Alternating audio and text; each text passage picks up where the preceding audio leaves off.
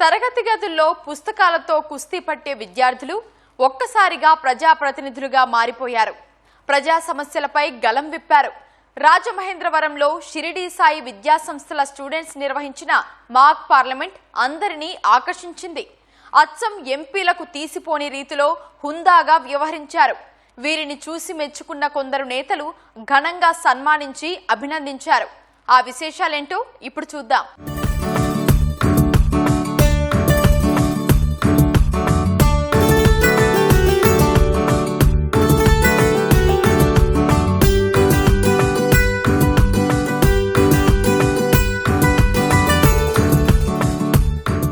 వీరంతా inter, degree చదివే కుర్రాళ్లు. కానీ వారిని చూస్తే మాత్రం అలా కనిపించడం లేదు కదా. మాక్ పార్లమెంట్ కోసం ఇలా కనిపించారు వీరంతా. కొందరు మంత్రులుగా, మరికొందరు ఎంపీలుగా, ఇంకొందరు ప్రతిపక్ష నేతలుగా, ఇలా రకరకాల పాత్రల్లో ఒదిగిపోయారు. విద్యార్థులకు చట్టసభల పనితీరుపై అవగాహన కల్పించేందుకు రాజమహేంద్రవరంలోని షిరిడి సాయి విద్యాసంస్థల యాజమాన్యం ఈ వినూత్న వేదికను సిద్ధం చేసింది.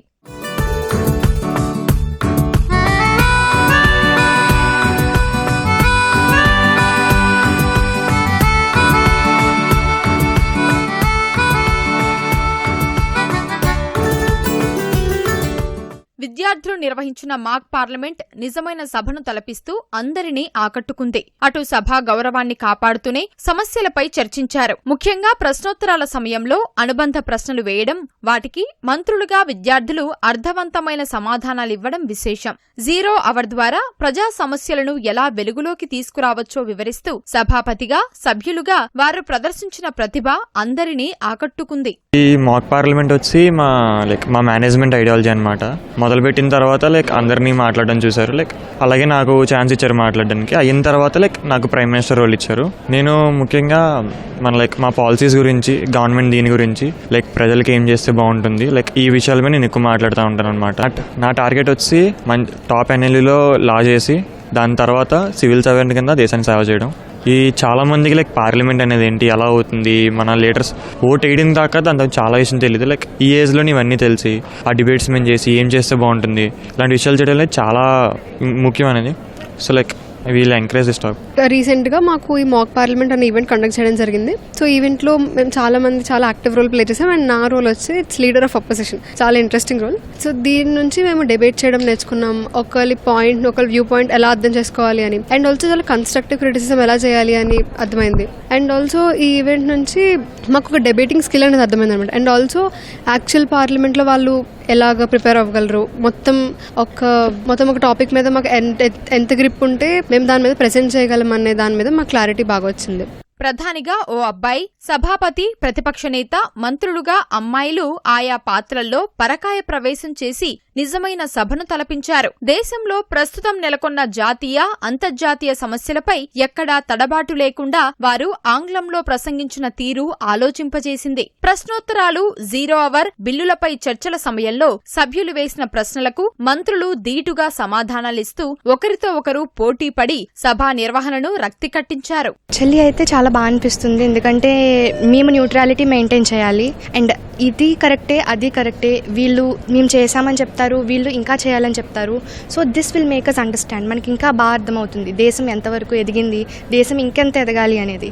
సో ఈ పొజిషన్లో కూర్చుని రెండు వినడం అనేది చాలా అద్భుతంగానే అనిపిస్తుంది. లీడర్స్ అనేవాళ్ళు మన కుల, జాతి, మత భేదాలు ఏమీ లేకుండా అందరూ మన వాళ్ళే అని చెప్పి చేసి చిన్న, పెద్ద, ఆడ, మగ ఇవేమీ తేడా లేకుండా అందరినీ సమానంగా చూస్తే వాళ్ళే నిజమైన పొలిటికల్ లీడర్స్ అని నా ఒపీనియన్. పొలిటికల్ వ్యవస్థ ప్రతి దానికి అవకాశం కల్పించేటట్టు ఉండాలి, ప్రతి ఒక్కరిని పైకి తీసుకొచ్చేటట్టు ఉండాలి, ప్రతి విషయం గురించి మాట్లాడేటట్టు ఉండాలి, దేని గురించి భయపడకుండా అన్ని అడ్రస్ చేసే విధంగా ఉండాలి. రియల్ లైఫ్లో మనకి జీడిపి ఫ్లక్చువేషన్స్ ఎలా ఉన్నాయి, ఫిజికల్ డెఫిసిట్స్ ఎలా ఉన్నాయి, వీటిని రిప్రజెంట్ చేస్తా మమ్మల్ని అపోజిషన్ వాళ్ళు కొన్ని క్వశ్చన్స్ అడుగుతారు. అంటే జనరల్గా పబ్లిక్లో ఉన్న డౌట్స్ అన్ని వాళ్ళు రిప్రజెంట్ చేయడం జరిగితే ప్రభుత్వం నుంచి మేమేమి అవుట్పుట్స్ ఇస్తున్నాము మీకు జనాలకు అర్థమయ్యే విధంగా మేము చెప్పడం అనేది జరుగుద్ది.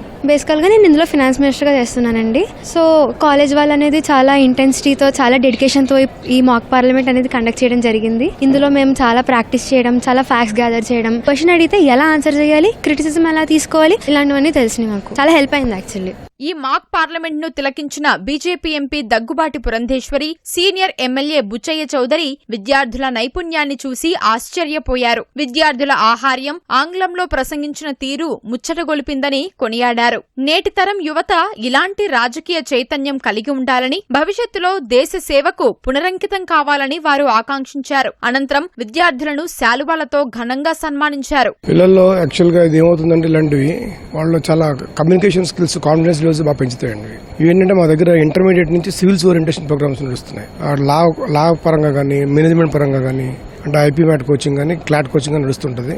అట్లాగే డిగ్రీ BA ప్రోగ్రాంలో మనం సివిల్స్ ఓరియంటేషన్ ప్రోగ్రామ్ నడుస్తుంది, UPSC ట్రైనింగ్. సో ఈ పార్టిసిపెంట్స్ అందరూ కూడా కేవలం ఆ స్ట్రీమ్ ఉన్న పిల్లలు అనమాట. సో ఈ రోజుల్లో అంతా పిల్లలందరూ రెగ్యులర్ గా సైన్స్ గ్రూప్స్కి వెళ్ళిపోతున్నారు. పిల్లలు మ్యాథ్స్, అదే సైన్సెస్, MPC BIPCలోకి వెళ్తున్నారు. హ్యూమానిటీస్ని టచ్ చేయట్లేదు జనరల్గా. కానీ రేపొద్దున అన్నింటినీ నిర్ణయించేది రాజకీయ నాయకులే. సో ఈ పొలిటికల్ సైన్సెస్ అనే సబ్జెక్టులో పిల్లలు బాగా రాణించగలిగితే, ఈ పాలిటిక్స్ మీద బాగా అవేర్నెస్ క్రియేట్ అయితే మంచి లీడర్లు తయారవచ్చు. మాక్ పార్లమెంట్ ని సరైన విధానంలో ఎలాగ ఉంటారో రిప్లికా పెట్టేసి చాలా బాగా చేశారు. ఆ మధ్య అసెంబ్లీలో కూడా మాక్ అసెంబ్లీని నడిపించడం జరిగింది. దానికంటే అద్భుతంగా కూడా ఏర్పాట్లు చేశారు. పిల్లలు కూడా చాలా అవగాహనతో ఎవరి స్థానంలో వాళ్ళు చక్కగా పనిచేశారు. ఒక అవగాహన రాబోయే రోజుల్లో మంచి భావి భారత పార్లమెంటేరియన్లు గాను, ఎమ్మెల్యేలు గాను తీర్చిదిద్దేదానికి ఇది ఒక మార్గదర్శకత్వం.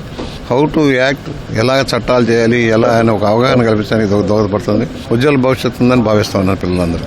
ఇలాంటి కార్యక్రమాలు మరిన్ని జరిగితే ప్రజాస్వామ్య వ్యవస్థలో యువత భాగస్వామ్యం ఇంకా పెరుగుతుందనడంలో సందేహం లేదు.